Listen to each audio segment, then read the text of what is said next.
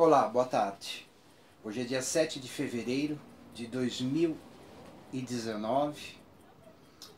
É o terceiro vídeo sobre a história do acordeon. Primeiro eu pus a parte 1, acordeon como chegou na América, parte 2, como chegou ao Brasil, e a parte 3, como chegou em São Paulo. E o acordeon chegou em São Paulo, como já citei no final do vídeo 2, com a chegada do professor Agib Franceschini. O professor Agib Franceschini seguiu os passos do mestre Pietro Deiro e mantiveram contatos.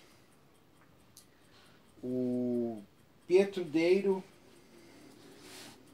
criou o The Master Method of the Accordion, em clave de Fá, em 1937. Ele lançou já esse livro, muito bem feito, e eu tenho um exemplar. Para o principiante do acordeon ir avançando. Primeiro ano, segundo, terceiro. E esse aqui foi comprado, Músicas Instrumentais Casamanão, Rua Boa Vista 280, antes de ser na 24 de maio. O Franceschini, o professor Agib Franceschini, também fez o método mestre de acordeon. Eu tenho um exemplar também, bem semelhante e muito bem elaborado para os estudantes de São Paulo. Na minha visita, eu visitei umas 4 vezes a filha dele, a senhora Honores Franceschini, e ela me surpreendeu vendo o meu amor pelo pai dela, pela história do acordeon. Ela me ofereceu, assim, ela disse: nós temos lá na garagem alguns pacotes de partituras do meu pai. Estão estragando, você não quer para você? Então fui lá ver e me surpreendi com muita alegria. Eram partituras dentro de sacos de lixo preto, com um barbante branco cruzando, que poderiam se estragar, mas graças a Deus estavam em perfeitas condições. Aí eu não tinha como trazer, porque era bastante, né? E eu tinha ido, acho, de metrô, porque era no Jabaquara, na rua Itacira era. Então convidei meu amigo, falei, vamos junto comigo, eu vou de carro, você me ajuda a transportar os pacotes de partitura. E chamei o professor Ezio Sverzutti. O professor Ezio Sverzutti, ele foi aluno de Agib Franceschini, em 1960. Então, um nome muito importante, ele tinha também escola aqui na Vila Zelina, e ele se aperfeiçoou com o maestro Agib Franceschini. E ele, em 1960, fazia aulas e soube que um acordeonista italiano iria fazer um concerto no Teatro Municipal de São Paulo. Nada menos que Paulo Gandolfi. E o professor Ezio foi assistir o ensaio e a apresentação à noite. Ficou maravilhado com a habilidade artística do maestro Paulo Gandolfi. Passou-se uns dias, ele foi na aula com o professor Franceschini, em 1960. E quando chega lá, quem que está no apartamento, na escola? Maestro Paulo Gandolfi. Ele ficou surpreso e fez grande amizade com Paulo Gandolfi. O Paulo Gandolfi ficou nessa época 1 ano morando no apartamento do Franceschini, em São Paulo. Fez recitais, gravou o disco chamado Acordeon Espetacular e um disco pequeno também para o professor Ezio Sverzutti. Eu tenho esses 2 exemplares aqui. Se não mostrar nesse vídeo, no próximo eu mostro. Então, voltando à senhora Honores Franceschini, trouxemos o arquivo. E junto a isso, ela me deu várias fotografias e disse: olha, Danilo, se quiser, leve para você. Porque ninguém dá importância para isso mais. Eu falei: nossa, eu dou. E algumas delas estão aqui. Maestro e compositor, acordeonista Pietro Deiro. Outra linda fotografia de Pietro Deiro.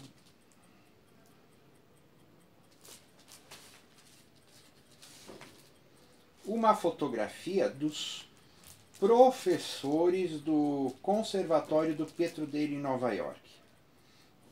Aqui tem Robert Ruggiero, Luiz Del Monte, Charles Magnanti, Teresa Castello, Pietro Deiro Júnior, o filho, Joseph Biviano, Juni Thompson, Elsie Benelt, Frank Alfidi, Henry Klickman, John Reuter, Pietro Deiro Júnior,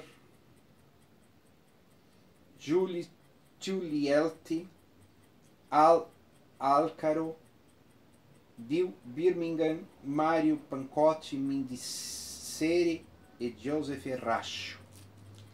Então essa foto maravilhosa e rara do hall de professores do Conservatório de Pietro Deiro.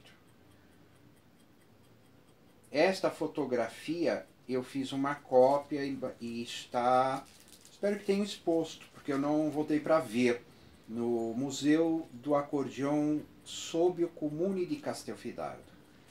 Eles se interessaram, eu mostrei as fotografias, aí fiz cópias e dei para eles de presente, fiquei com as originais. Junto às fotografias vieram as partituras. E muitas partituras são extraordinárias e únicas, porque estão autografadas pelo Pietro Deiro. Esse Scherzo em Mi bemol maior do Frosini, que foi uma das últimas composições dele, de 1951, ele autografou Tu Franceschini, Cumpliment Pietro Deiro. Tem algumas outras também. Esta obra também raríssima, creio que eu e o professor Ezio Svesuti temos um desses livros. Do mesmo jeito que Chopin fez prelúdios para o piano, Pietro Deiro fez 26, nesse livro, 26 prelúdios para 26 realmente, prelúdios para acordeon. São célebres prelúdios de Pietro. E eu já analisei todos, todo esse livro está analisado, digitado por mim, algum dia vou gravar. E aqui dentro está o autógrafo de Pietro Deiro, em italiano agora, All'amico Franceschini, Pietro Deiro, autografado lá no alto. É uma pena que aqui em São Paulo e no Brasil não exista um currículo de formação do acordeonista, mas estes, do mesmo jeito que se estuda Chopin no piano, é importante estudar os prelúdios de Pietro Deiro no acordeon também. Pietro Deiro ainda fez um prelúdio avulso, tipo um poema sinfônico sobre o nascer do sol, que ele chama Chanticleer, que quer dizer galo. Esse prelúdio, a sonoridade dele expressa a alvorada, o nascer do sol, e é muito bonito. Eu guardo eles aqui junto com o livro de prelúdios, que eu gosto muito. E as melodias são extremamente únicas, originais e belíssimas. Então o Pietro Deiro passou a fazer transcrições de muitos livros do piano para o acordeon, principalmente os livros técnicos. Por exemplo, Escola da Velocidade, é o Carl Czerny.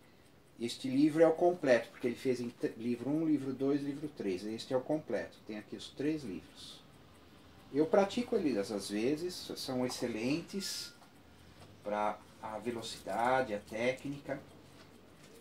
Então, eu ainda também tive o privilégio de, quando fui para a Itália, em 1990, eu fui 6 vezes para a Itália, já morei lá. Então eu ainda encontrei lá, em 98, um dos que fundaram a American Accordionists Association, a AAA, Quando eu vi o anúncio, eu fiquei assim, maravilhado. Eu nem acreditei. Falei, nossa, eu vou conhecer Anthony Gallarini esta noite. Ele estava com 94 anos e se apresentou na igreja de São Francesco, no comune de Castelfidardo, durante o Festival de Acordeão de 1998. Então eu tirei fotografias com ele. Ele estava com 94 anos. E ele se apresentou tocando a área da ópera de Ruggero Leoncavallo e Pagliacci, a área Veste la Giubba, e tocando a Ave Maria de Schubert, no acordeão 07. Foi uma noite memorável, conversamos, ele muito jovial, não parecia ter nem 70 anos, enfim, uma pessoa muito agradável. Um outro livro de Pietro Deiro, a parte 1, para os inícios de avanço técnico que o Pietro Deiro fez, é o Road to Velocity, Estrada da Velocidade. Este é para o primeiro ou segundo ano. Você, 1 ano e meio, você vê que o aluno já está apto, você já introduz o livro. E estudado sempre com o metrônomo, seguindo a indicação metronômica sugerida em cada estudo. Como Pietro Deiro explica, as sugestões metronômicas não são rigorosas, mas indicam a meta a ser alcançada. Em seguida ao Road to Velocity, o Technical Passages.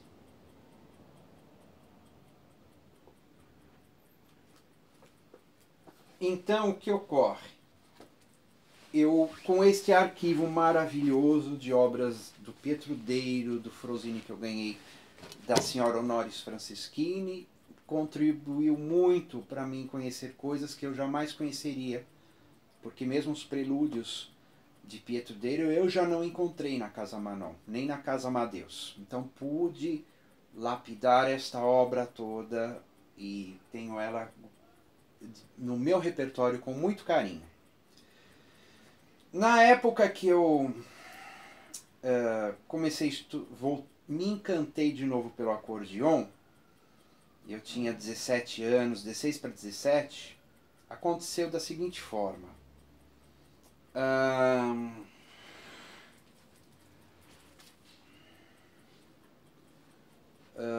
A minha prima, Luzia Marli de Carra, era formada piano pelo Conservatório Musical da Lapa. E eu passava as férias na casa dela. Lá eu vi um acordeão Scandali Maestrina vermelho. E ela disse, estou estudando, estuda também, Danilo. E ela tocou para mim algumas músicas juninas. Lembro que foi o Feijão Queimado, Saudades de Matão. Música de primeiro ano do acordeão popular brasileiro, né? E aí ela ia fazer os exames da aluna de piano que ela tinha no conservatório. E fomos juntos. Eu, ela e a aluna. Chegamos, conheci o Conservatório Musical da Lapa, na Rua Barão de Jundiaí. E uma senhora muito simpática, com vestidão estampado, longo, cabelos loiros bem assim soltos, óculos. Uma pessoa que para minha observação era muito exótica. E desde o primeiro dia simpatizei com ela, aquela voz um pouco rouca. E conversando com ela, foi feito o exame da aluna da minha prima e fui ficar em outra sala enquanto o exame acontecia. E conheci um senhor idoso de óculos redondo, bengalinha, que era o senhor Aristóteles Sbrighi, pai da Renata Sbrighi, que era essa senhora simpática. Conversamos, eu lembro que ele me deu acho, umas balinhas que ele tinha no bolso. E depois disso eu falei com a Renata e fui estudar acordeon no Conservatório Musical da Lapa. Ali fiz algum tempo, tenho até hoje guardado a carteirinha do conservatório, com muito carinho, e terminou o conservatório. E aí a Renata me disse, agora você vai estudar na minha casa. E onde é a sua casa? Eu perguntei. Ela disse, na rua Pio 11, 570. É perto daqui. E na aula seguinte, da semana seguinte, fui até a casa dela e continuei estudando com ela. Ela também tocou a mesma música que o meu professor que me musicalizou no violão, que também era acordeonista, Oscar Santo André, tocou. tranquilo de Pietro Deiro. E a Renata estudou os clássicos e ela me encantava com aquelas músicas. De Jolly Caballero do Frosini ela tocava. Ainda toca, viu? Ainda toca. Valsa do Minuto de Chopin. Rapsódia Húngara número 2 de Liszt. Cavalaria Ligeira de Franz von Suppé.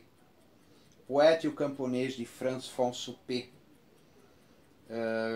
Prelúdio número 1 do Ato della Traviata. E outros clássicos, porque sempre vibraram profundamente na minha identidade musical. Neste meio tempo eu tinha comprado um acordeãozinho que precisava de reparo. E me indicaram, lá na Renata, um senhor na freguesia do Ó, que reparava acordeões, o senhor Rico. E eu fui lá ver quanto ficava para arrumar meu acordeãozinho. Chegando lá, tinham senhores que foram buscar um acordeão já pronto e falavam de um acordeonista, com muito entusiasmo, falando da habilidade, da destreza, das gravações musicais que ele fez. E eu ouvindo, eu disse, quem que é esse senhor? Eu era sempre curioso, fazia perguntas, nunca fui tímido. E ele me explicou, ele falou, olha, esse acordeonista é italiano, ele se chama Dante D'Alonso, e ele atende ali, perguntei, onde que ele está? Ele falou, ele atende na rua do Aroche 72, sobre loja, a escola dele.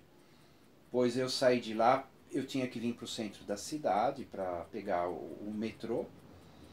Eu peguei o ônibus e já desci na Praça da República e fui conhecer o Dante D'Alonso. Cheguei na escola, toquei a campainha e fui atendido. Conversamos um pouco, falei que eu estudava acordeão com a Renata. E aí eu pedi para ele tocar alguma coisa para mim. Ele tocou o Carnaval de Veneza com variações de Pietro Frosini. Aquilo me arrebatou. De êxtase, vibração, leveza, tal a beleza da execução dele. Eu nunca tinha visto diante de mim alguém tocar acordeão com tal maestria.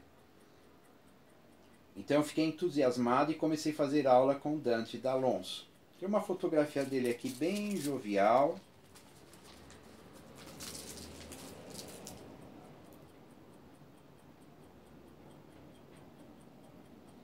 Na escola de Dante D'Alonso havia uma saleta com uma cadeira, uma mesinha em revistas, fora do escritório, onde nós aguardávamos. Então ele já explicava, se você chegar e ouvir o som de música, de acordeão, estou dando aula para alguém, aguarde. E assim procedia. Passei a ver que havia um jovem que saía e me cumprimentava, com um bonito sorriso, cabelo permanente, bem caracoladinho.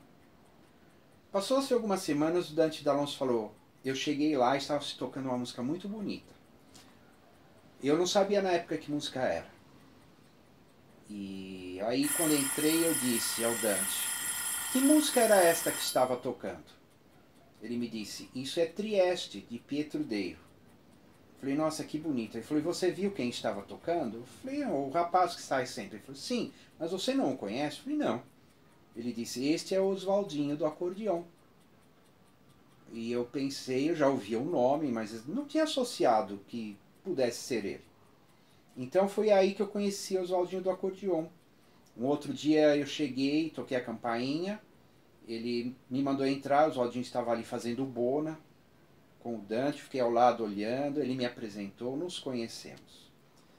E eu tinha já algumas gravações raras de acordeão, porque eu ia nos sebos que existiam ainda em São Paulo, pegava discos, consegui fitas do Charles Magnante tocando, e eu disse a ele sobre isso. E o Oswaldinho ficou muito curioso e disse, você me arruma cópias, ou me empresta para copiar? Sim, aí dei meu endereço e o Oswaldinho começou a frequentar minha casa.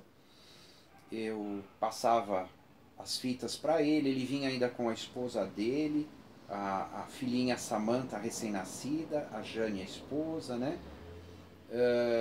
E fizemos grande amizade que temos até hoje, depois de 30 e poucos anos, né? Porque eu tinha 16 anos, depois de 36 anos ainda nos abraçamos sempre que nos encontramos como bons amigos. E o Oswaldinho diz, o Danilo nunca esquece da gente, é impossível, né? Eu o admiro. Ele era muito maior que eu quando eu tinha 16 anos, né? E ele era um símbolo atrativo que me dizia, né? Se você se esforçar, você vai ser grande como ele. E outro que me inspirou muito foi um outro que trouxe algo do acordeão para São Paulo. Ele nasceu na província de Treviso, em Biancati, em 1920. E em 1924 chegou aqui em São Paulo, foi para o interior de São Paulo com a família e já tocava acordeão. Ângelo Mário Zandomenic. E houve um momento oportuno que o conheci no seu programa da Rede Vida, e achei extraordinário saber que a cidade que ele nasceu, na província de Treviso, é a mesma cidade da avó materna da minha mãe. Eu achei uma coincidência extraordinária. E Mário Zan trouxe a habilidade de compor músicas belíssimas, principalmente as quadrilhas, as marchas, os dobrados, choros, tangos, canções famosas. E nessa época nos vimos várias vezes no programa do Mário Zan, e onde nós tocamos junto com a Orquestra Sanfônica.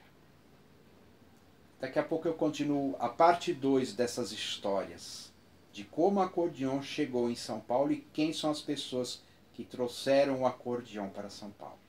Muito obrigado.